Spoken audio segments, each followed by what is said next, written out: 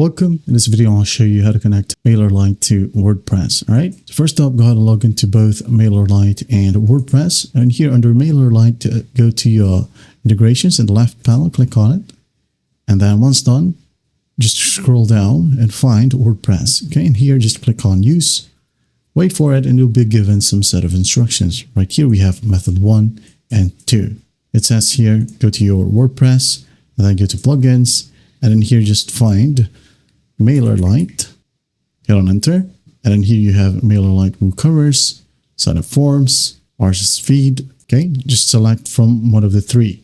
Now you can go and click on one and then just click on install. Or the second method right here is just by clicking on this link or open it up in a new tab. And in here you have the MailerLite sign up forms. Just click on download or install. This is basically this one.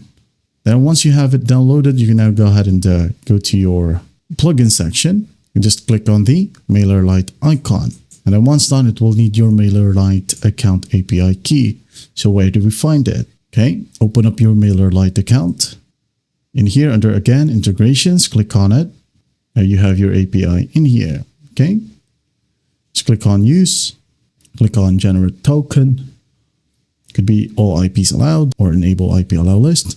Token name may be MailerLite to WordPress, just like so. Now once done, tick on this checkbox and hit on create token. And there you have it. Copy it and make sure that you save it on a safe place, because when you hit on download in here, you won't be able to see it again. Okay, download, save it wherever you want. Now close it. There you go. Now it says here, just paste the token. Okay, and then go ahead and click on add new sign up form, and then just do whatever you want with this integration. And that is it. Well, I hope this video helps, and I'll see you in the next one.